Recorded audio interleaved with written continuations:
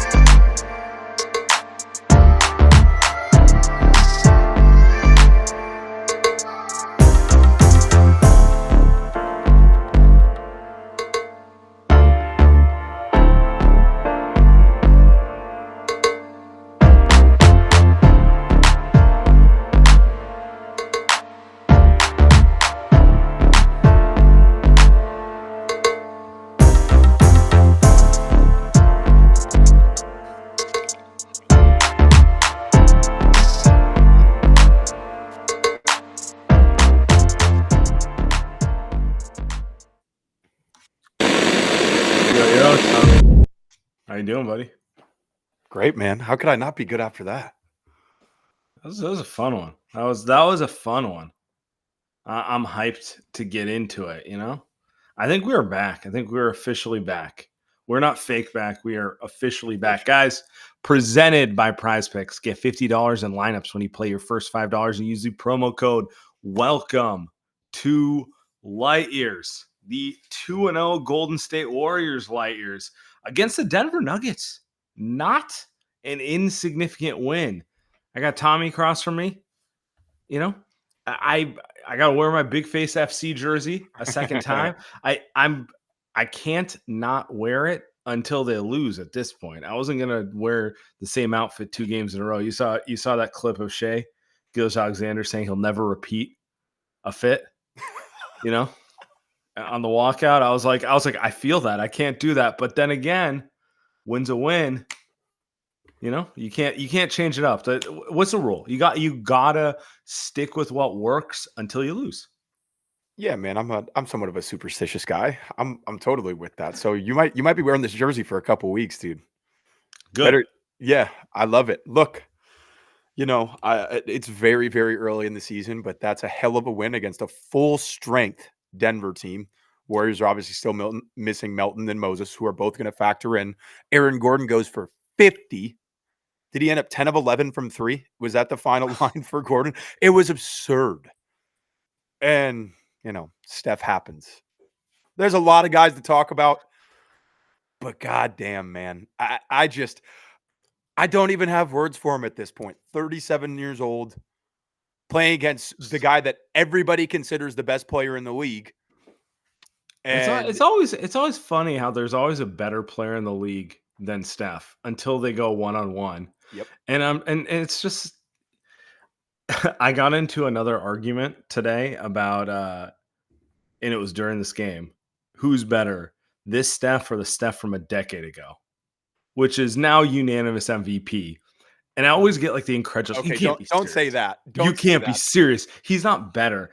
I don't know that he's better in the sense of in the traditional sense. Like that guy was the most freakish player I've ever seen, but he's more inevitable now. He's certainly like it's like comparing prime Tom Brady to 40-year-old.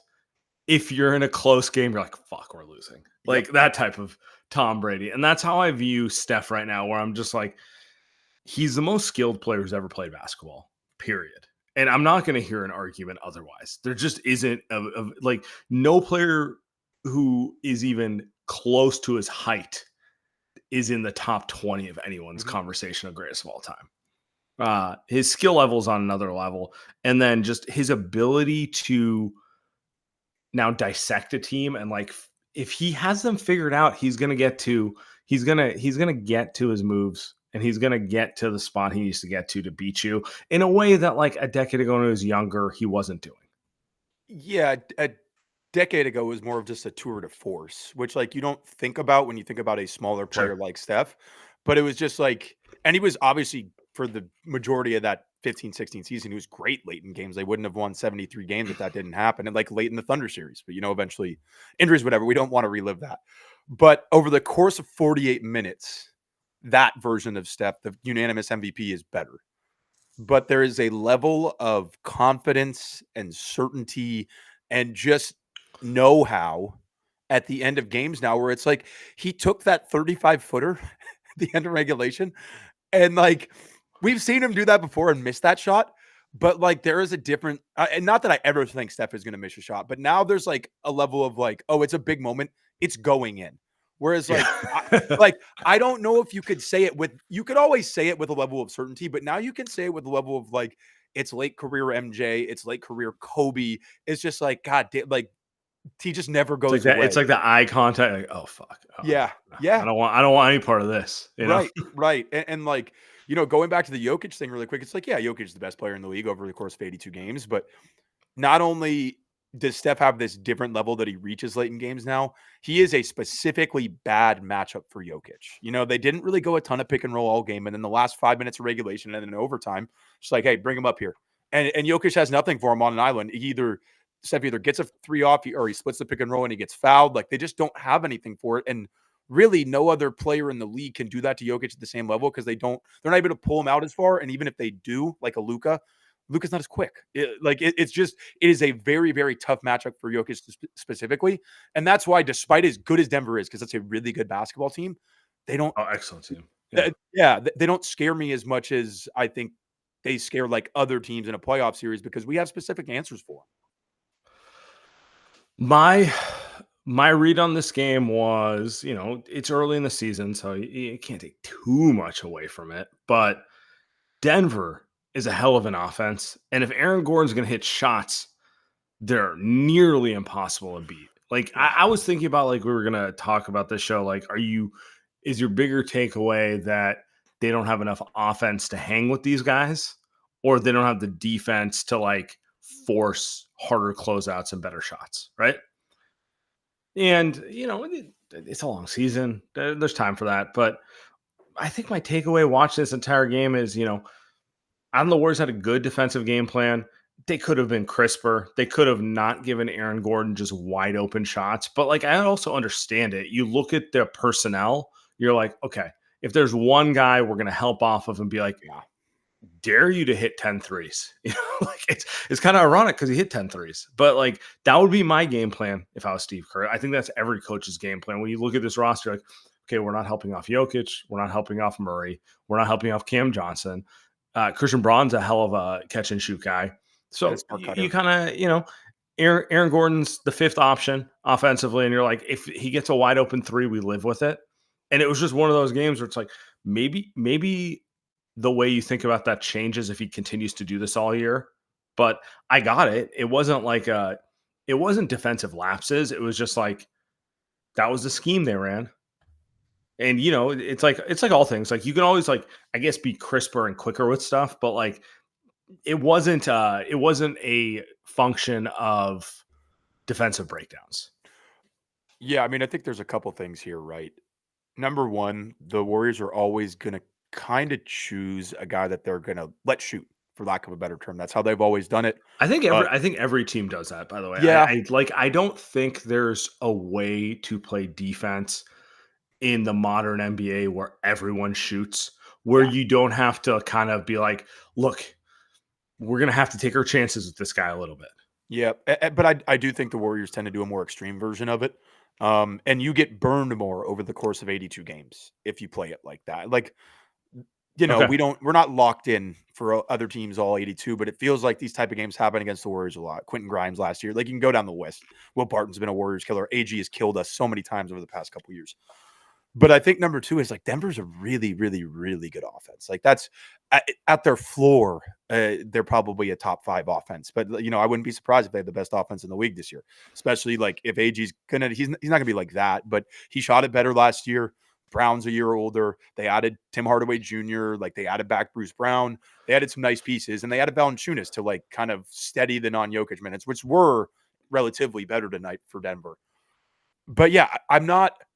Denver's just going to light you up sometimes. And there's teams in the league that will do that. So, yeah, I would have liked for them to be crisper in the first half defensively, but I'm not going to go away from this game saying, oh, they have real flaws defensively. If I see it happen a couple times over the course of some weeks over bad teams, and yeah, there's some stuff they have to address. But sometimes a great NBA team just makes a bunch of shots. And like that's what happened tonight in the first half, especially.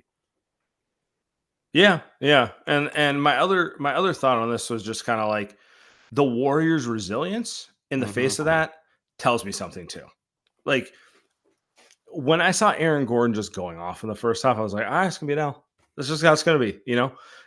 The guy that you want to beat you is killing you.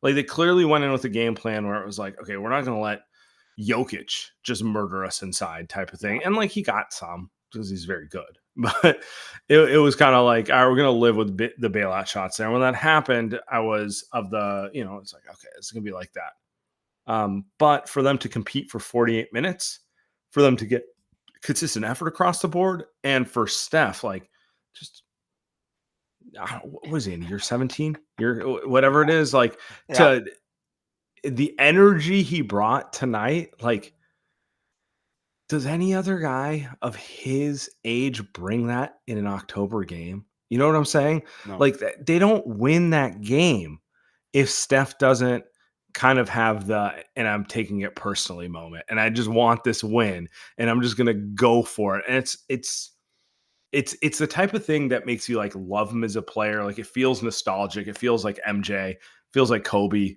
where it's just like, it doesn't matter. It doesn't matter that there's 80 more games. I want this one right now. Yep. He's a competitor on that level, man. And that's the thing that always has gotten underrated about him. And I outside of Warriors fans, right? Like that dude is as competitive as they come. Draymond is as competitive as they come. And they've added Jimmy to this mix. He's as competitive as they come. Al, same thing. Like Al, huge corner 3 in overtime. If he misses that, they probably lose the game. And we'll get into more stuff later just about the details. But again, like I said at the top of the pod, man, I don't even have words for this guy anymore about Steph. Like he is one of one. We will never see another player like him. I'm not saying we won't see better. Definitely, probably not on the Warriors, but we will never see another guy like this. Just the understanding of the moment, the feel for the dramatic, the shot making ability at his size, at his age. Somebody threw a tweet in the chat earlier. Steph now has 44 games of 40 plus points past the age of 30. It's the most ever. MJ had 42. I mean, you keep seeing these lists where it's like, it's Steph and MJ. And so at some point, like, no matter how hard people want to fight it, if he keeps doing this and they somehow get another title, he's there, man. He is on the Mount Rushmore. Like, he is climbing that ladder, and that's all there's left for him to do because there is nothing left to prove. There's only stuff left to gain. Yeah, I mean, it is what it is, and I want to also pivot here to Jimmy real quick because Steph is the star of the show, and he's the best player on the team, and none of it works without him, and all that's true, and that's happy to slurp away. But they're not in this game if it isn't for Jimmy too. The end of the first quarter when it looked like it was slipping away, that was Jimmy at his best, where the Nuggets could not miss. I think it was a 10-point game at that point. It might have been 9, but it was like a 18-2 run type of situation going on. And Jimmy gets to the line a couple times, slows them down, settles them down. And I mean,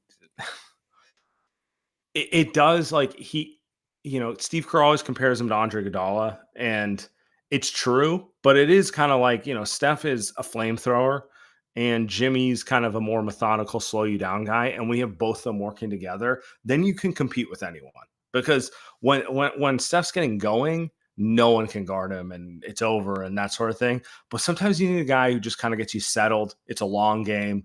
And, the other team's going to have it going a little bit. And you just need someone who's going to take them out of rhythm. And, it doesn't, the pre-Jimmy Warriors, that spirals to 20 points. Oh, yeah. It spirals to 30 points.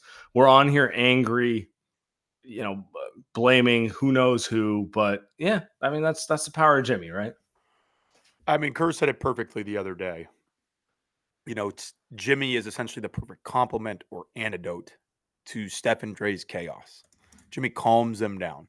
And, people like to make the Iguodala comparison, and I get it from a standpoint of just like a lot of very similar traits, but Jimmy is obviously just so much of a better offensive player than Andre probably ever was, even like Andre in his Philly days. I mean, definitely. I mean, the guy's a Hall of Famer, and it's just, like I worry about the team less when Steph goes off the floor now than I did when they had Kevin Durant and Klay Thompson. And like, that's not saying that Jimmy is a better player than Kevin Durant, because he isn't, obviously, as much as I love Jimmy, but he has this ability to control the flow of a game and just kind of calm things down, get everybody in the right spots, and make sure essentially you're not going to turn the ball over and you're probably going to get a good shot. But it works in the inverse too, whereas like those Miami teams could get stuck in the mud a lot of the times because of how methodical Jimmy is. So the kind of the chaotic energy that Steph and Dre bring counterbalances Jimmy just like slowing the game into 3 yards in a cloud of dust. So they really are perfect complements to each other. And it's really just, it's kind of a shame that we didn't get to see this earlier. You know what I mean? Like, I'm glad he's here now, but like this would have been a really fun trio to watch, like kind of in their early 30s all the way through kind of these 2020s. But fuck, man, I'm glad the guy's here now. And he is the difference. Like, they are not a championship contender without him, and they obviously are with him. Yeah. By the way, I just want to say this. If you're watching on YouTube, hit like and subscribe. Come on, get the likes up. And if you are watching on playback, make sure to join the room. If you want to call into the show, join playback. We're going to do that shortly. I'm going to drop the link here in the YouTube chat. There we go. All right. Before we do that, Tommy, pay bill. Lightyears Podcast. We are brought to you by Prize Picks. You and I make decisions every day, but on Prize Picks, being right can get you paid. Don't miss any of the excitement this football season on Prize Picks, where it's good to be right. I didn't like anything on Thursday Night Football. Like, I just felt like that was a weird matchup. But, the NBA is back. Anti-Chargers? I mean, not even just like, the Vikings suck, man. Like, that's not a good football team. They let go of a guy who got them to a 14-3 record last year, and now they're starting Carson. The USC fan comes out. No, there's a little bit more with Darnold there. That's a longer story. Family friend, essentially. But after the OC bro comes out. Yeah, there we go. After watching Wemby on Wednesday night, and I'm a known Wemby hater. The guy's obviously incredible, but I still hate him. He needs a hater. Let's put it that way.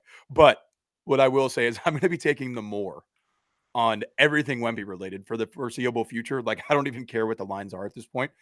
And the other one that I saw that I like, Trae Young's more or less on his free throw attempts was only 6. I feel like he grifts his way to 6 free throws every night, and that's not even including the times where he actually gets fouled. So I'm going to be taking the Wemby points, rebounds, assists, plus the Trae more than 6 free throws. And I think that's what I'm going to play tomorrow. Nice. Yeah, I'm feeling good about it. So make your picks in 60 seconds or less and turn your sports takes into real money all season long on Prize Picks. The app is really easy to use. To create a lineup, all you have to do is pick more or less on a few player stats for your shot to win. So download the app today and use code LIGHTYEARS to get $50 in lineups after you play your first $5 lineup. That's code LIGHTYEARS to get $50 in lineups after you play your first $5 lineup. Prize Picks, it's good to be right. Guys, you know the key to success. The key to success is comfortable underwear. I believe that. Tommy believes that. Kim believes that. Those are the only 3 people who matter in your world. But like, the reality is nothing's more annoying than ill-fitting underwear. Like, you're looking for those boxer briefs that have that right blend of flexibility but structure. And I've never found a pair as good as Skims. I can understand skepticism, but I'm telling you right now, there's not a better pair of boxer briefs than Skims. Guys, I'm asking you to check out the cotton 5-inch briefs, the best pair of boxer briefs I've ever had. Guys, Shop Skims Men's at skims.com. Let them know we sent you. After you place your order, select podcast in the survey and select our show in the drop down menu. Guys, once again, that's Skims Men's at skims.com. These are just facts. Steph had his Skims on tonight for sure. There's no doubt about that. 100%. Let's get to this. We got a long line coming through. How could we We're not? gonna lead off. We're gonna lead off with McWalters. We usually bat him at the end, but I know it's past the bedtime, so I'm gonna get him up here first and be respectful to the OG here. This is a show lead off. Yo, this was freaking amazing. I loved it. I mean, I think the vibes, obviously, we said it earlier, they're immaculate. Everything's great here. We survived a freakish Aaron Gordon game, and like it was not really a thing, right? And Denver. What were you thinking when he was 7 for 7? This is just shit that happens to the Warriors. That's what I was thinking.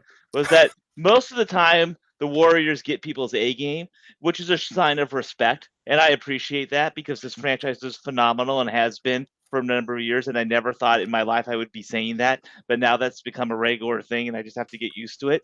And it's one of those things that, like, people come and they shoot their best shot. Okay, Aaron Gordon, he's from the Bay. He wants to show out. He shows out. That's cool.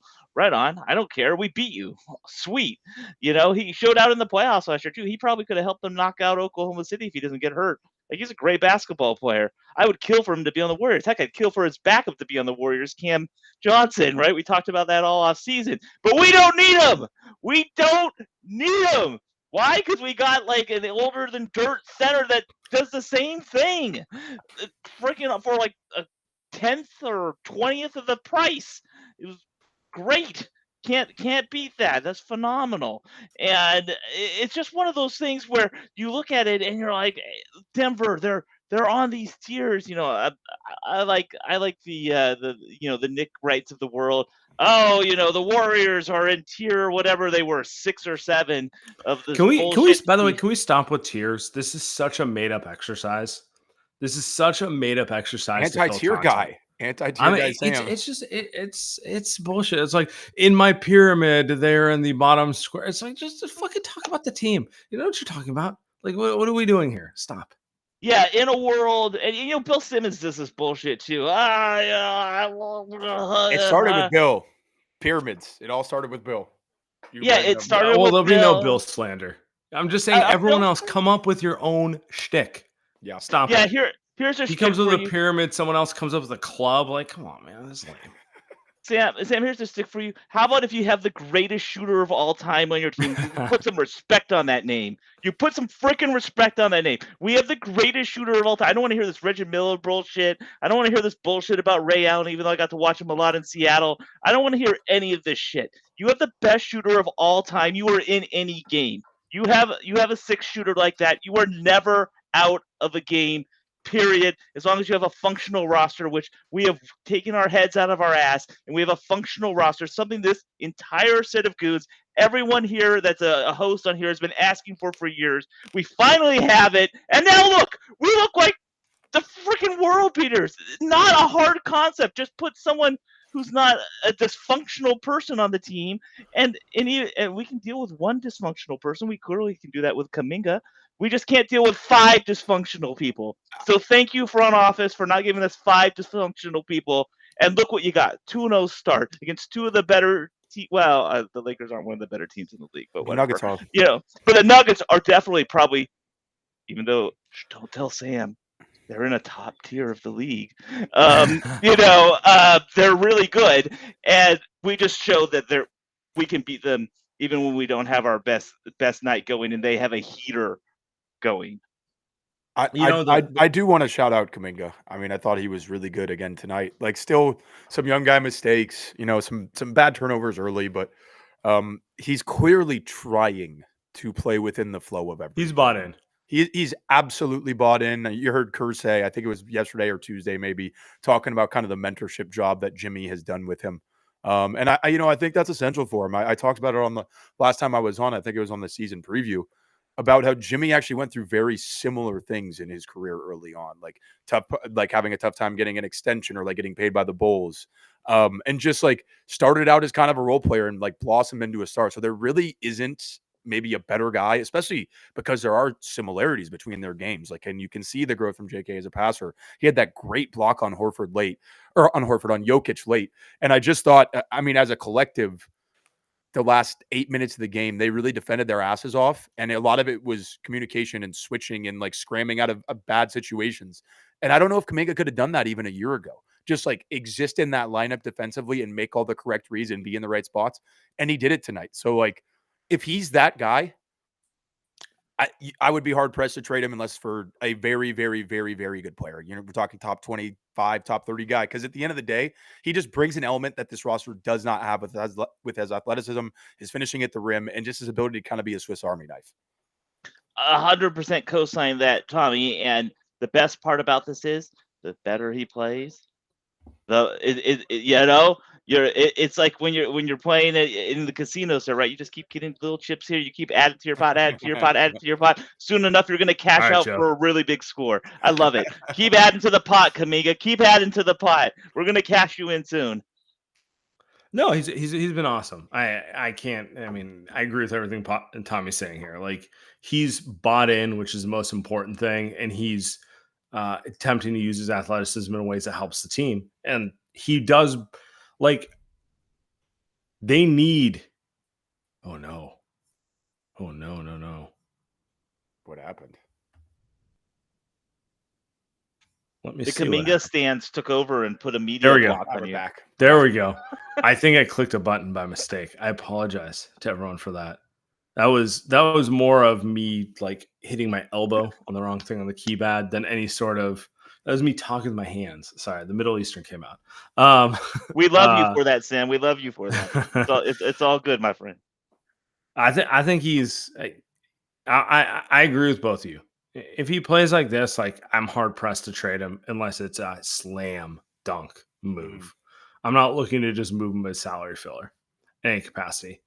The other thing I wanted to call out, like, just to shift this in a different direction, was we didn't talk about it, but Draymond, Horford, phenomenal games from both of them in general. The combo played the way there is not a tougher matchup for bigs than Jokic, and he is the best big in the league. Not ready to call him best player in the league, best big in the league. I thought they were awesome. I thought they competed their ass off. I thought they're just so. I also thought like I want to talk about one thing before that. It's like, I also like, this was the first game where you're just like, the fact you have one of them on the floor at all times was a competitive advantage. Yep. It did allow you to deal with the fact that, okay, Aaron Gordon's on fire, and so they're going to win the first shift minutes. That's okay. We're still going to play good basketball when half the main guys go off the floor because we're that deep, because Al Horford is just as good as Draymond in terms of facilitating the offense and anchoring the defense. And, it's the whole like 48 minutes thing. It's like, there's no drop off with this team. Obviously the second unit's not as good as the first unit, but like, they have the ability to compete and win minutes for 48 minutes.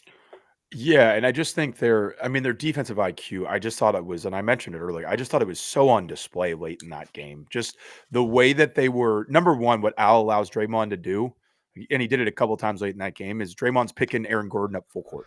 You know, he's slowing their offense down a little bit. He's like bothering Gordon. It didn't seem to bother him much, but like just the fact that they have the ability to go to something like that. They haven't really had that since Looney was like at a much better level in 2022. And even then it's different because Looney's not the offensive player that Horford is.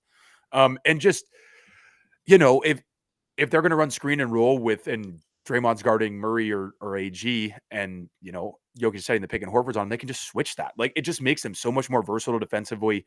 And then you have Jimmy on the backside cleaning stuff up. Jimmy had 3 steals tonight and a bunch of key rebounds. Like, they are so goddamn smart. And that is their real competitive advantage at full strength. I think this is pretty clearly the smartest team in the league.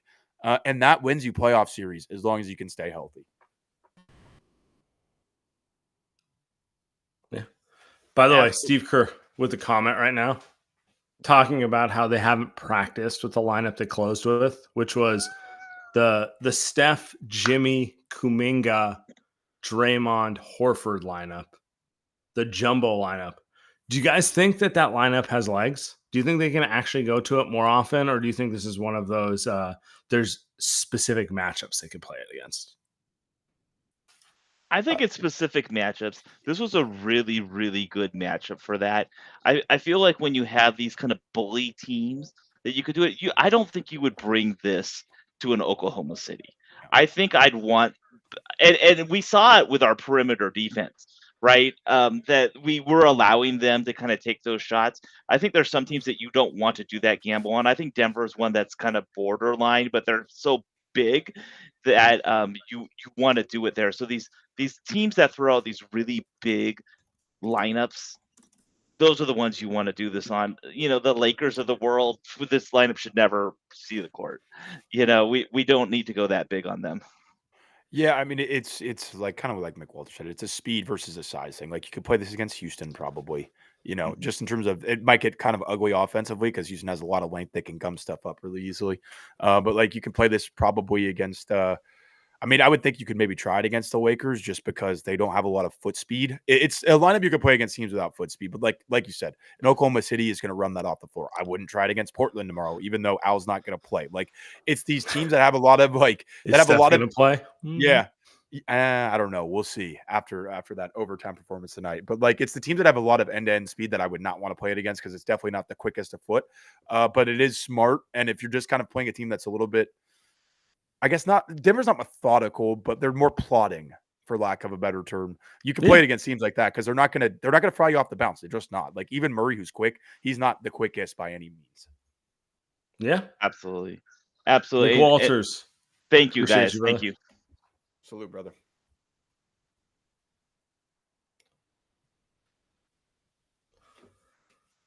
Oh my goodness, my friends. Will. What's up, dude? Dude, I had to walk out of my apartment right now after that just because I got too much energy. I'm going to go get a pack of Camel Slims and just smoke, because I'm just like, what in the world is going on? Dude, like, that's my guy. I hate to come in here and talk like Kevin O'Connor does, but like, we just cannot take this man for granted, dude. Like, we throw up the bat signal to this guy, and he comes through almost every single time for us, man. It's unbelievable what this guy does. The first 6 quarters of the season, Sam and Tommy, like, he looked okay. Like, like he hit the big shot to kind of seal the deal against the Lakers, but like, a little slower. I think he had like 7 points in the first half. I'm like, I'm mentally ready. Like I've been preparing myself for this Steph. But dude, he almost scored his age in the second half, 35 points. Just went bananas, dude. I mean, like, how many times has he done this, man? Like, I have lost complete count. He is the greatest of all time at hitting just the most ridiculous shots and putting his team on his back. Like, dude, if he wins a title, if he wins the 5th title this year, like Tommy and I think he can, it's him and Jordan. I don't care. Like, it's over. Like, this is what it is, man. Steph Curry is the GOAT through and through. What did you guys think of Horford? I know, Sam, you were talking about Draymond too. Like, Horford was awesome, like 3 of 4 from 3, like making plays, high defensive IQ, like really, you could see just the seeds of him coming in the lineup and like really starting something. And Draymond, I'll be honest with you, was the guy I was worried about the most. Like, when is this going to fall off for Draymond? Like, I didn't expect it to be, an easy situation. But Dre, I mean, 13, 8, and 8, had the second highest plus minus on the team. Brothers, talk to me. This is like an all-time regular season win for me, at least, just because this affirms to me that we have a real shot at getting number 5 this year if we keep everything locked and loaded. I mean, yeah, I think Al specifically, like, obviously he made some big shots tonight, and if he misses that 3 in the corner in overtime, I don't think they win the game. Just because, that now Denver's going down, they're up 2, they probably get a bucket. Like, it's just going to be tough to kind of claw back from that late in the game. But it's more just like the fact that he's on the floor, it just spaces everything a little bit more. They're still going to struggle with spacing at times, especially when Jimmy and Draymond are out there because teams don't really guard those guys beyond the 3-point line. But he's so smart, and he just provides that little bit of extra space. And now you can bring him up into that late pick and roll, and Jokic can't be quite as aggressive trapping that. because if you leave Al for too long, he's going to knock it down. As opposed to Draymond, it can just be a hard double. And now you're relying on Dre to either finish or make a play, which I trust him to do. But Dre's finishing has fallen off. So yeah, he's just. We talked about it all offseason. He's a perfect fit, and he played 29 minutes tonight, so he might need about a week off. But I'm so excited he's here. Yeah, but Al's in good shape. I think 3 days is okay. Yeah, he'll be all right. And look, they clearly prioritized him over other bigs for matchups like this. Like, they could have traded for Jonas, and that would have been a good move. Like, he's a good player. He's a very nice ad for Denver, by the way. Like, he's overqualified to be a backup big, but so is Al Horford, right? Yeah. And it was just essentially, it's like this guy, by the way, has been made like he should have been a Warrior for a decade. Like, he's the most Warriors player of all time. And then 2, it's just like they get exactly what you need a center to do. Like, they are defensively, like, until their bodies fall apart, they're going to be a defensively elite players. They're going to make everyone around them better on the defensive end. They're making everyone around them better on both ends of the floor. Like, I can't remember the last time the Warriors had Draymond and another big who could do the things he does. Like David West, maybe, but David West was totally, yeah, man, not quite as good as Al. I mean, he was kind of at the same stage of his career, to be fair. Yeah. Like, there was a possession in the fourth quarter where Draymond switched on to Gordon, and as great as a game as Gordon was having, like, one of the all-time games it's the greatest game of his career, undoubtedly. Like, you got to give all the respect to AG. But he switched on to Gordon. In my mind, I'm like, wait, who's going to guard Jokic? And I saw Horford on top guarding him, and I was like, you know what? Like, I feel actually pretty confident. Like, that's a great guy to have on him. So just the flexibility we can have. I mean, dude, we got freaking banshees on the wings with Jimmy Butler, Draymond, and Horford in there. And Sam, I got to be honest, you got to wear the big face coffee stuff. I completely agree. You got to wear that till we lose. We got to keep that thing rolling. Oh, this is a non-start. This is a non-start. I might wear it even when we lose, just 'cause I like it. But from just like I cannot change the shirt I wear in the pod until an L. Like, just out of principle. Will, appreciate you, brother. Appreciate you guys. Let's go Dubs, baby. All right, I hear we got a Mikas sighting somewhere in here, so I'm gonna bring him up. I think we do. There he goes. Oh boy. Yo, boys, how we doing? What up, dude? Feeling great. Watched it with one of my best friends in New York, who is a Nuggets fan, and I never watch with opposing team. Like, people who are rooting for opposing teams. I got people who want to watch 49ers Cowboys games. I'm like, I won't do that because I don't want to see the Cowboys lose with people who are rooting against me. I won't do that. It's bad vibes. But watch it with my best friends. He is a Nuggets fan. Drank a lot of gin, feeling good. And I want to just talk about 2 players. I want to talk about Will Richard. I think they nailed that pick. I thought after Steph won that tip-off and Will got that rebound, hit that 3, that was a shot I didn't want him to take. And he hit it. I was like, man, it's a guy who's just playing the game the right way. And I want to talk about Draymond. I thought this was an amazing Draymond game. I thought that I won't say Steve had a bad coaching game by any means, but I thought that he waited a little too long to bring Draymond and Jimmy back in the fourth quarter. Like, they got back in like. We were really doing fire Kerr right now? No, I'm not. Hashtag. Hashtag never fire Kerr. That's what I'm leading that hashtag. It's never fire Kerr. Respect Kerr all day. But I was like, man, really? I know they're older, but like, we're just running this like Will Richard, Horford, Kuminga lineup long. I'm like, let's bring Draymond and Jimmy back in. We're down 9, 3 minutes to play. But they get to OT because Steph is a fucking god. That's what he does. But on that final possession, you got the best offensive player, or one of the 2 best offensive players in the world, lined up. And I know Wemby's nasty. He's disgusting. I watch Wemby. I'm like, he already might be the best defensive player I've ever seen with my own eyes. But it's Jokic, Draymond, one-on-one, final shot for the game.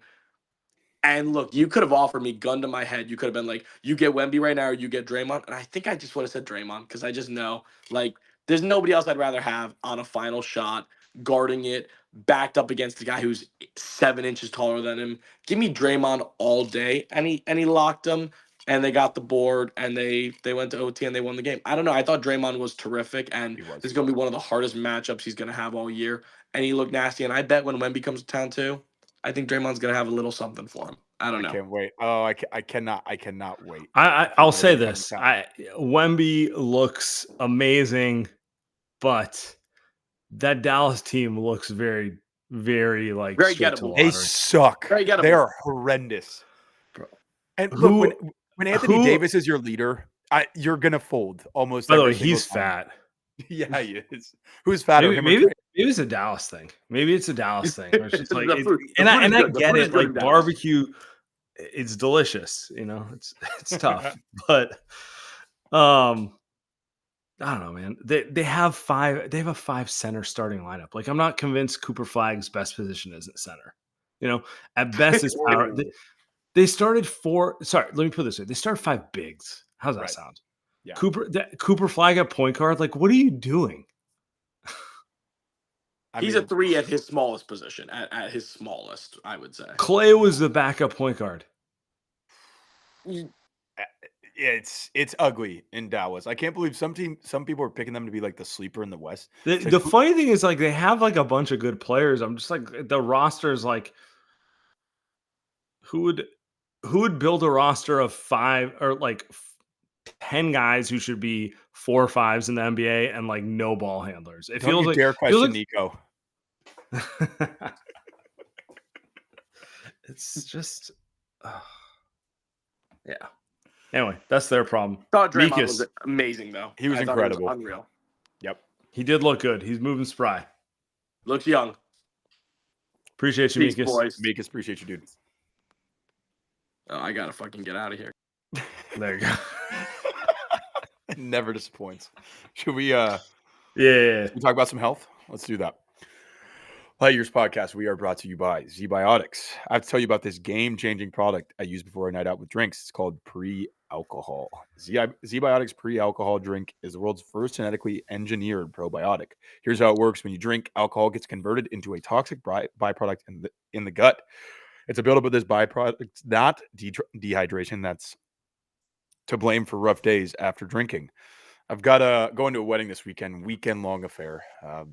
Staying at a hotel Friday night to Sunday morning.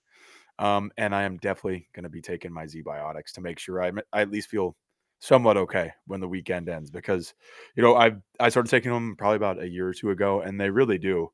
They make enough of a difference to where you don't feel like, you know, incapable of accomplishing basic tasks the next day. So remember to head to zbiotics.com/lightyears and use the code lightyears at checkout for 15% off. That is code lightyears at zbiotics.com to get 15% off at checkout. Speaking of your health, you know, we're all getting older. You look in the mirror, things don't look the way you remember them, you know, all that sort of stuff.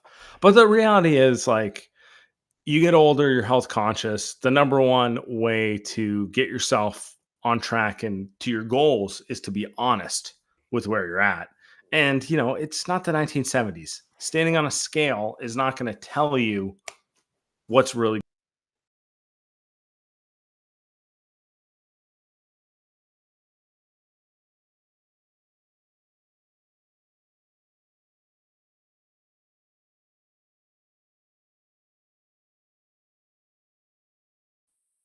Sam, you're muted. Wow. Yeah. I Wow. missed about the last 30 seconds of that ad.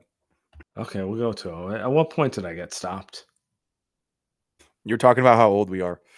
No, we're old as hell, man. I don't know. I got muted. I when kind of spotlit like myself. I don't know. I don't know why I got kind of muted like while I talking spotted with the myself. camera off. I feel like the voice of God right now. I feel like the voice of God that's now. that's cool.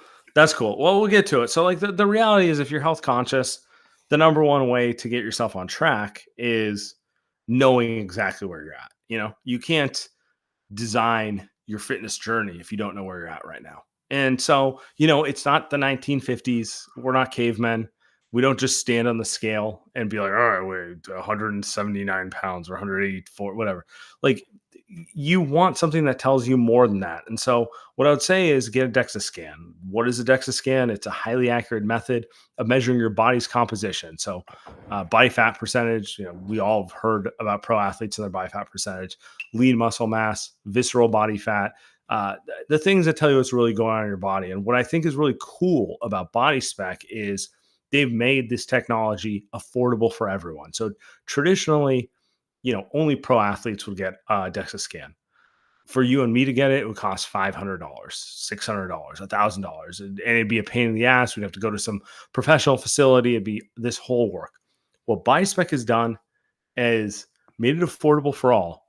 They have locations in San Francisco, they have locations in LA, and they have mobile vans that will come to you. And what's better is with the code LightYears45, you can get a DEXA scan for only $45. That's just let that sink in. Traditionally, like $500, you can get a scan for $45. They will come to you with their van. Start your fitness journey, literally 15 minutes out of your day. Guys, get it done. Bodyspec.com, code LightYears45. Can't believe I muted myself by mistake there. I don't know why that happened. Look, I don't know man, how that happened. like you're saying, we're just, washed. We're old and washed. It's okay. I was trying to make eye contact with the camera. That's my mistake. Sorry, guys. I'm like very bad at that in general, but it's not that important. So, all right, let's keep going. Let's get to we got a few people to run through here. I see everyone here. I see Danny. I see Jordan. Paratosh, what's up, brother? You can hear me? Oh yeah. Yep. Loud and clear. Yeah, I just put that washed comment in the chat. Like, we were worried about the Warriors unction, but light years might be washed before them. So I'm so it's okay. I accept what I am. But as long as the Warriors aren't washed, I'm good. Yeah. So yeah, I first of all, this game reminded me of the game against Dallas last year. I think it was one of the first games at Chase as well. If you recall, we were like down 8, and then like we came. I don't know if it went to OT as well, but same kind of vibes. So like still high off of that. And there might be something wrong with me because like Steph was obviously doing his thing, but the thing that like got me off my seat was that defensive possession when they were like up 3, and I think Steph got a switch onto Jokic, but then Kuminga communicated to get Kuminga switched onto Jokic on the back end, and I was like, that was the play of the game for me. So I don't know what that says about me, but I think Kuminga, I want to talk about Kuminga because like that seems to suggest that he's improving on that, and that's what I'm most excited about. Like you said, I don't know if what happens at the trade deadline, we don't know. But the last 2 games, like defensively, there are questions when he's on ball. But off the ball, he's been making great decisions as far as I could tell, like at least from the 2 games that we have watched. So yeah, really excited about that. And one more thing about the Cam Johnson truthers. I knew it somehow, I just knew it that he was an empty calories guy. And I am not accepting apologies for not wanting to trade him for Kuminga. Like, no, I'm not saying that Kuminga is going to stay on the Warriors. You're not doing but this like, tonight. You could see this coming. No, you could see this coming. Victory lapping Cam Johnson on 10. No, I'm not 10-23? I'm just saying that Cam Johnson played with Chris Paul, so he already had that gene with him of choking when it matters the most. And then he played on a losing team for like 2 more years. So, I mean, yeah, no, it's not. We should probably still trade Kuminga, but not for Cam Johnson. I'm sorry. So just those things. I mean, I'm not going to touch on the Cam Johnson part, but Kuminga is the skeleton key for this team. Like that's why Kerr has always thrown out the Sean Marion, or we've thrown out Aaron Gordon. And like, okay, did the Aaron Gordon look pretty nice tonight? Do the comparisons look okay now, folks? Like, god damn, like he was the best player on the floor for a lot of the night. But like, it's more about the role that Kuminga can fill if he's bought into it. He can do things that nobody else on this team can. And as long as he is bought into being that, it does effectively change the ceiling for this team, and Sam, you've always been the number 1 Kuminga guy, so I don't have to convince you of this, but number 1 Kuminga guy. Yeah, absolutely. Number 1 Kuminga guy. But yeah, he was really good tonight, man. I hope it continues. He's obviously going to have his up and down moments. I'm not fooling myself into thinking this is who he's going to be for 82 games. But he was awesome tonight, and he's still going to have his not rookie mistakes, but like young player mistakes, but this is the version we need, and it's really exciting that we're seeing it from the jump because it gets me even more excited about where this team can go. He seems fully bought in. Like that's what it comes down to. Like I don't care about the mistakes. I care about kind of the process getting there. And it reminds me of like Wiggins in 2021. And he wasn't my favorite player or anything, but like going from like erasing the reputation stuff to like, he's trying to do the right thing. He's trying to do the right thing, and it turned into doing the right thing a lot in his case. So, can't get mad at that. Kuminga has a little bit more to definitely his passing than Wiggins ever had. Like he had another nice pass to Draymond on a cut today. More downhill explosion too. Yeah, like he absolutely. he's a more like forceful physical player. I don't think I'll ever. I know he's shooting the ball right now, but I just don't think he'll ever be as like comfortable a shooter. No, as Wiggins, and to be seen if he can ever defend like that either. Like Wiggins was just far more comfortable. Like, I don't know, like that came way too easy to him. Yeah, One-on-one like defense a freak came way too lateral easy athlete. for. Yeah, Wiggins is a freak lateral athlete for his size. Which is I mean, also like that. timing, like not fouling. Yeah. Like that's the other part of it. Like they're both long, but like Wiggins just didn't foul people on the consistent basis. So Totally. almost like he was the first overall pick for a reason. Yeah. Danny, what's up, man? Hey, can you hear me? We can. Yeah, we can hear you. Oh my God. Okay. I have a few takes I want to get off. First, this win felt so good. Like, oh my, okay. I got so many things I want to say. I was so hype when Steph hit that logo 3. I literally like got it up and started pounding the table. I was like, we are back. We are actually so back. And I just feel like our team is just filled with capital D dogs, you know? We got Jimmy, we got Steph, we got Al, we got Draymond, we got like Will Richard, you know, like he's a dog out there. I just feel like we've got players who are really about it. And okay, the one take I really want to get off, because everybody's been talking a little bit about JK, you know, like what can we do like with the trade value and all that stuff? Are we just trying to be like Joe Lacob and Yo-Yo? If he has a good game, he can't be traded. If he has a bad game, he can't be traded. I think yes, that is exactly what we're gonna do. Yeah. Okay. I think everybody wants to talk about Milwaukee, right? But I want to take it a different way, because when the Bucks blow it up, because it's gonna happen, okay, and Giannis goes to the Knicks, do we get Miles Turner for JK? Can we? Because that's what we really should be targeting, is try and get, like, when they blow everything up, try to get a piece of that. Like, would you guys do that to have a second stretch 5? Not with Al. I don't think it's. It wouldn't hurt, but I think they just lose too much athleticism on the wing. Like they need that. They need the athleticism on the wing. So I'd be targeting more of a wing. Like a big can obviously help. This team again has flaws. I'm a huge believer. I had them as the second best team in the league coming into the season. I'm feeling good about that 2 games in. But Turner did not look good in the playoffs last year. And I don't trust him to not be played off the floor, especially against like an OKC. Like he really, really, really struggled in that series. So he would not be the guy that I'm looking at. I don't know. I don't want to go through the list of guys right now, but I'm pretty happy with Kuminga at this moment. So we've talked enough Kuminga trades, in my opinion.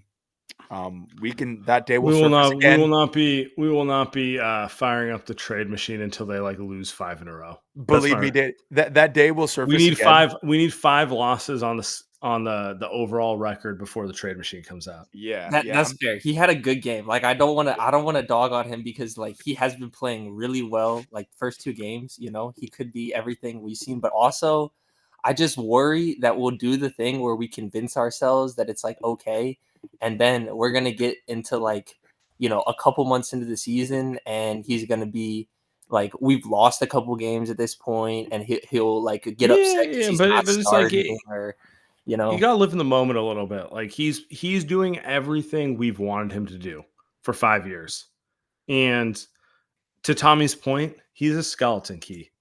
The better he plays, the more options are on the table. And what's going to help this team is having more options on the table. And yeah, just ride with it. Danny, appreciate you, brother. Thank you guys. You guys are the best. Appreciate you, Danny. I actually like this question in the chat from McWalter.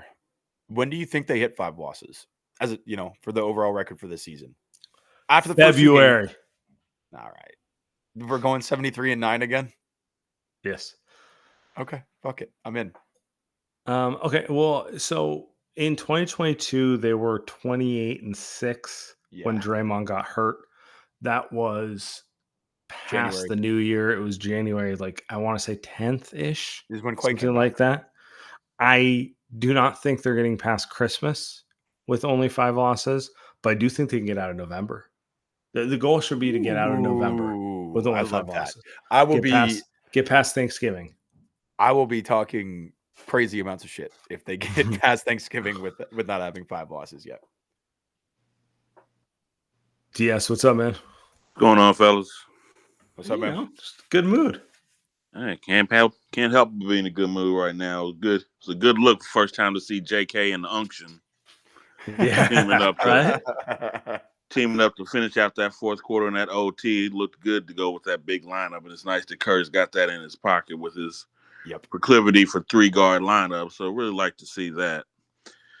Most impressive thing I think needs to get talked about more is the defense. I mean, as far as just teams that can execute in the half court and execute in clutch time, you don't get much better than Denver. Yep. And they were able to hold their own. So if you can do that, then you can definitely hang against teams like the Rockets, which don't really have great execution. They just have Durant's going to be Durant, Sengun's going to be Sengun, but it's not like they're going to just run crisp executing plays. And that's probably the case for a lot of teams that are just more players than they are system. So I think that bodes well for them. Definitely want to keep the JK trade stuff to a minimum. It's actually kind of got me looking at what else could they do as far as making moves with keeping JK. I was following the mighty untouchable Keon Ellis, who got 12 minutes last night. Got the same minutes as Maxine Reynaud when they were going up against the Phoenix, whatever the heck Phoenix is right now. I don't really understand what the Kings are doing. So, and nobody does. Only Vivek. They're not like us. What I will, and I don't want to dive too deep into this, but I do think Will Richard can make you reconsider some Moody stuff. And we haven't seen Moody yet this year. It's not really fair to him. I am excited about what Moody can potentially bring to this team. But goddamn, does Will Richard look like a player? I mean, fearless, number one, but he has like that weird Iguodala trait where like if he's one-on-one against a guy in transition and he's on defense, I think he's going to strip the ball. You know, like he just has great timing, great hands. Yeah, he has great hands. He had a couple huge rebounds tonight. Obviously, that pull-up 3 was like an ill-advised shot, but shit, it went in. He just understands kind of what to do. And I thought his one-on-one defense was really good. Jamal hit that step back to end the third quarter, but he was right in his grill. Like nobody defended Jamal like that on an island all night. It was either kind of a clean blow by or Jamal got to an easy shot. And he didn't do that to Will. So like Moody would be the guy you start to look at, I think, because it's about $11 million or so. But you know, I mean, again, I don't want to. They're clearly going to look to compile a couple players for a trade, because when I'm looking at this roster, Will Richard's ready to play. He's very much ready to play. And they have, I mean, Melton is coming back in maybe a month. I don't know. But he's clearly a piece that will play in the rotation if he's physically right. And we don't know what it's going to look like post-injury, but I believe in it. If Moody, I mean, they're 12, 13 deep. They are kind of ripe for the consolidation trade to add that one more high-end piece if it comes. So yeah. That is the big question. I mean, what do y'all think when you're looking at the minutes between Moody, Pods, GP2, Melton when he gets back, and Will Richard? I mean, that's a lot of guys that potentially somebody's going to get, I guess you can say, get Keon Ellis and knocked out by the log jam at the guard. The way I look at the Warriors is they got 4 unks.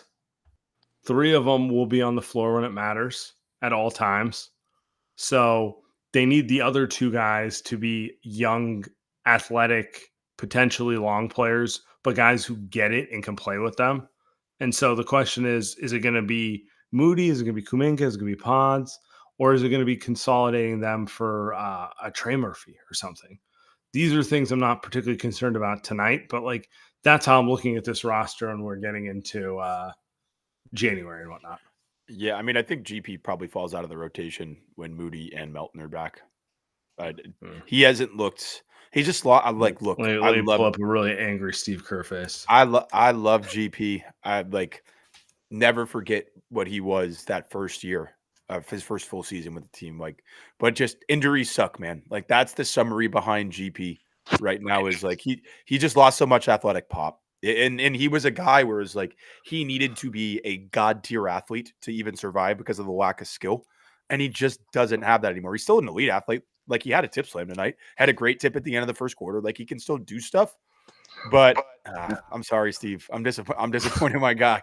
But like I think he falls out of the rotation, and then we'll figure it out. I think, but yeah, there's a lot of depth on this team. They are ripe for a consolidation trade. You could look at like I don't know Moody for Kobe White. You probably have to sweeten the pot there for Chicago, but like that's stuff we can get to later. But yeah, they have a lot of guards, especially when they get. I think Moody and both Richard can play some forward for lack of a better term, because they're long and smart and tough.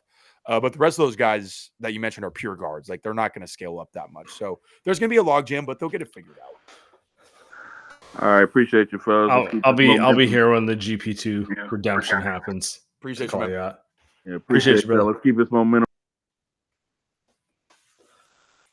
I think you're a little premature on the GP2 thing. He's still useful in spurts, but like I don't know, man. I'm not. He just gets out there and makes a play half the time. Knows how to play off with Steph. Knows how to cut off of everyone. Always in the right spot. It would be more useful if being in the right spot led to the ball going in the basket. I do agree with that. But yeah, he's just not the same level of finisher that he once was, and that hurts, especially because the skill set is so limited. All right, Jordan, what's up, bro? Jordan, are you there?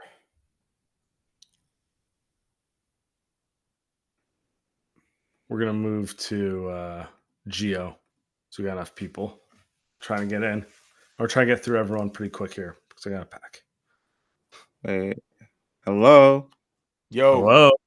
Bro, yes. I am so happy, bro. Like every single fucking summer, I'm like, just give me competence next to Steph. Just competence next to Steph. And he is still him. He is still the best player in the league. I don't care if it's Jokic. He is still the GOAT. Because like let's be real. Like he makes more with less all the fucking time, right? So just give him like just enough competence around him, and it's always usually close to like chip level team, right? Like the last few years was so annoying because like all the like. They put idiots around him for no reason. Like there was no reason to have a dumbass around Steph. But like you give him like smart players, like Horford, Butler, Will Richard is a good draft pick. Like that's it. You get magic. Like it's kind of that easy. Like it's just simple. Like it's just simple basketball. Like it's insane to me. They made it way too hard the last couple of years. That's for yes. sure. It was so frustrating. Like it was the same mistakes too. Like it was like, guys, you know how this works. Like like the formula, and the formula is like give Steph like good smart players, and he wins you most of the time. Like it's that easy. Like it's always been the formula. It really has. But also, are y'all like worried about pods? As in like no, I knew it like was the coming. athleticism. I knew it was coming. Hold on, I am because like he is so slow to the point where like if he like in very like annoying ways, like he is so fucking athletic, and the Nuggets are a big team, like he is still slower than fucking Jokic. I was like, okay, dog, what's going on here? I mean, look, he's still smart. He's gonna play, so I can't. He didn't play bad tonight. Sure. I don't think he played. I don't think he played particularly special tonight. But let's wait for a real slump. What I would say with pods is offensively specifically, there's guys like this across the league. He feels like a rhythm player. And like that's tough with where he's at in the pecking order right now. He feels like a guy who needs his touches to get going. He's not a pure shooter, like in the sense he's not good enough. No. That's a problem. Like he's not at all. So it's like he kind of needs to like. And this is in like an entirely different stratosphere galaxy of player, but like Harden's like that.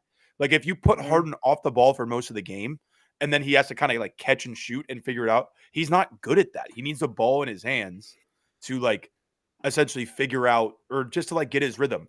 And like there's just guys littered like that throughout the league, and that's why like a lot of guys end up struggling. But the reason Pods will always stay in the rotation is because he does do the little things, like takes a big charge tonight. Like he'll continue to do those things, but you just hope the offense can progress to a level to where it's like teams aren't leaving him wide open for three because they're kind of doing that right now. Like who do you trust to like make a shot, Richard or Pods currently? Like if like a big shot, Pods. Stop. Really? Willie Will, Rich, I baby. really, Will Richard has not Willie gone through. Rich. listen. I mean, it's. Listen. I like Will Richard. Yeah. Let's see where the confidence is at when he misses a bunch in a row. Sure. I've watched Pods go through Okay, that yeah. multiple times and come out the other side. So, and he hasn't even shot the ball that much. What do we got? 8 3-point attempts in the season? Yeah, but he makes the one that counts though. That's the thing, right? Like Pods, and I think Pods needs to like just make the one that counts, like the big shots, like just the corner threes, the easy ones. Just like that's all we need from him. Make the easy like corner threes, make the easy open ones, and that's kind of the issue right now with Pods. He doesn't make like the easy open catch and shoot shots. Yeah, that's a good point. That's a good point. I think that's really what plagues him for whatever reason. Yeah, Gio, appreciate you. Yeah, that's what it is. I mean, like my thoughts on Pods are both the first 2 games were like forgettable. Like I don't think he was particularly terrible in either game, but also at no point was he the standout. Like we're talking about Kuminga far more than him for obvious reasons, you know. For sure. Also, like it's a long season, so who cares? Yeah, a lot of time left. Z, what's up, man? Hey, what's up, fellas? Hey, I gotta say, I'm really loving this third quarter Warriors again. We are back. That is Warriors basketball right there. Also, this jumbo lineup, I gotta say, it reminds me a little bit of the Dynasty area. Not that they're Dynasty Warriors, but it's Steph plus size and switchability, right? Like there's some people there that can do a few things and make a defensive play here and there that really makes you go like, yeah, they're back. So I was kind of curious, right? Like when Moody comes back, I see Moody filling in for Pods. They got the ball handlers and Steph and even JK. I mean, he's handling the ball. Dre, they got it in JB. Moody just needs to catch and shoot, play D, and fit into it, and let Al do his 20-minute thing when he can. Otherwise, they're pretty much set. What do you think? I mean, yeah, I like adding some more spacing in that. If they're gonna keep starting Kuminga, Draymond, and Jimmy, I like adding that guy who's more of just a shooter, because they have enough ball handling with that lineup. Like you don't really need Pods' ball handling. You just kind of need a guy who's gonna stand in the corner and make open shots. Moody can do that. But are you sure? Are you sure about that? Like, I feel like part of the reason that lineups worked is because every player on that lineup can make the extra pass. Yeah. I mean, they also haven't run into an actual defense yet. So, they look good. They look good in the first 4 minutes of this game. I guess they're probably off the floor after that, but I don't know. It's not like they started tonight great after that 10-0 start. They look good against the Lakers too. Which is to my point, they haven't actually played a team that I think will be a top 10 defense either way. So agreed. Do you think when it comes down to it, though, Moody can't finish better than Pods, play a little better defense, kind of fit the team that's already got a lot of ball handling and IQ? I think Pods is great. I think second unit him. By the way, shout out to Jimmy and Butters on and off the court. I think they carry it when Steph is out, and I love it. I do not worry about Steph sitting anymore like I used to. Yeah, totally. Go ahead, Sam. I'll let you go. Oh no, I guess I'm gonna go. So I think in a closing lineup, Moody might have a bit more fit just because the ball's gonna be in Steph's hands a lot more. They're not necessarily doing the ping. Everybody's going to handle the ball and make decisions thing. So just put Moody in the corner, let him shoot a 3. But I guess early in games, if Steph's kind of coasting, Jimmy's kind of coasting, Pod's extra, ball handling, decision making, whatever you want to call it, is nice to have on the floor. But if you're just asking a guy to stand in a corner and make shots, I do trust Moody to do that more. So it's more about the matchup and what the lineup is asking for. Well said. All right. Well, I will say this. I'm going to end it on this one. Z, appreciate you, brother. For a player who's supposedly a better shooter than Pods, I would like to see the ball go in the basket more often than it does in the Pods. I agree with you. And we're on a multi-year cycle of Pod shooting a higher percentage on higher volume from 3. I agree with you, by the way, on the rhythm thing. Like he's not a catch and shoot guy. No, he's a dribble, step back. We all remember the tweet of him putting his picture next to Luka on that. They deleted very quickly. But so I don't know. But I also I don't think he's played poorly the first 2 games. I don't really want to get into the pods discourse right now. So Yeah. I mean, it's, gotta have something to talk about, but it is, I just think it's too early for all that stuff. I don't have any hot takes on any Warriors. They're 2-0 with 2 very good wins. So I have no aggressive takes. I kind of want to see them. I like what they're doing, and I just want to see them go with it until we see something negative, and then we can talk about what the change should be. Ishan, what's up, brother? Muted. Hello. There we go. Locked in. What's up, guys? How we doing? I'm so happy. I'm a Vikings fan, so I watched my team get their face kicked in. Nice. I was like, oh, we're playing the Nuggets tonight. I might not tune into this one because I know how that story usually goes the last 8 times. But I feel like that's not a game we usually win. And I thought I was literally watching a repeat of last year when Aaron Gordon had 38 points and he wouldn't miss. And I'm just so freaking tired of Aaron Gordon. I'm just so tired. Aaron Gordon and Russ beat us. That was a miserable night. I was miserable. And I'm like, this can't be happening again. But, the defense on Jokic was great, but I hated that they kept leaving Gordon open. And that Jimmy 3 was like a yes, no, no. I mean, a no, yes thing for me because he gave up that open free throw shot and passed it up to Draymond. And I was like, oh God, this is going to be viral. And I guess one of the questions is we've talked a lot about Will Richard. I kind of was getting carried away a little bit. I was like, okay, I'm feeling myself, but do you guys think it's real, or do you guys think this is like a JTA, D-Lee, Jordan Bell, like Lester Quinones type deal where they're gone with the wind in a year? Or do you think this is a sustainable starting guard for us for 2-3 years? I think everything is real except for the shooting. The shooting I will wait to see. And that's a cop-out answer because if the shooting is real, he is a starting NBA shooting guard. Yeah. Right now. He does everything else at a high enough level. It's just a question of can he hit 38%?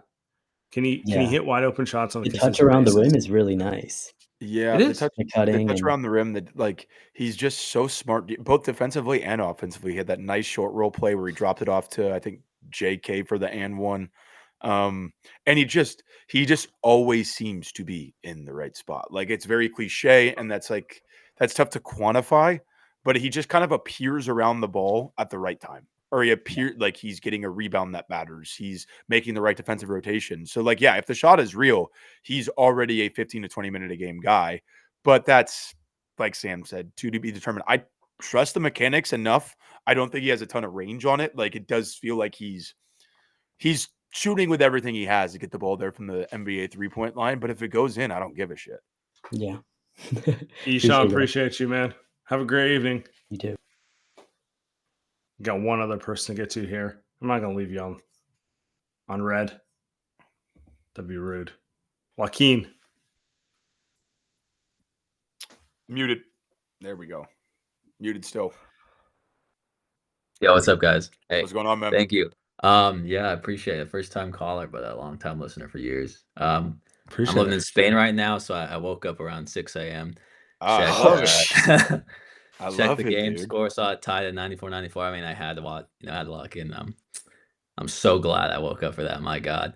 Yeah. I mean, the amount of games that we have left of seeing Steph just perform at this level, man, it was insane.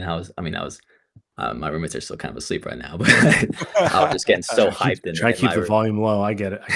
Yeah, my bad. But I couldn't contain myself. I'm like, fuck, let's go. When Steph was hitting those crazy shots and stuff. Yeah, so thanks for calling. I guess my only question is, how many games does Kuminga have to consistently sort of play at this level before you guys don't want to trade him? Oh, man, that's a really good question, Sam. I'll let you lead off on that. Let's get through the first ugly spell of the season. That's what, I mean that genuinely. Let's see them have a bad 10 games where they go 3-7 and they don't splinter, because that's been the issue with this team. with the second timeline. When things go poorly, they fall apart, right? Yeah. And so I just want to see him go through a bad spell and it doesn't turn into a blame game with everyone. And it's just kind of like, hey, his shot's not playing well. Like things aren't going well, but everyone's bought in. And that's a two-way thing. That's not just a Kuminga thing. That's, I mean, maybe it's a three-way thing. It's like it's the coaching staff still having faith in him when he goes through a poor period. It's the other teammates. That's what I want to see. I want to see what it looks like because, like, it's a long season. They're not going to win 73 games. Although right now I do believe that. You know what I'm saying? Like, I want to see what happens when they hit a little friction. Do they still have the belief in each other, or is it just like every other year where it's like, all right, trade him now? Yeah. I think that's a good way to frame it for sure. But I mean, just with his individual play, like if he kind of continues to play like this, I'd say through November. Like if we can get through November and he's still kind of doing the same things, and committed to playing the same way for the most part, he's gonna have his bad nights where he shoots 6 contested mid-range jumpers and we're all pissed at him.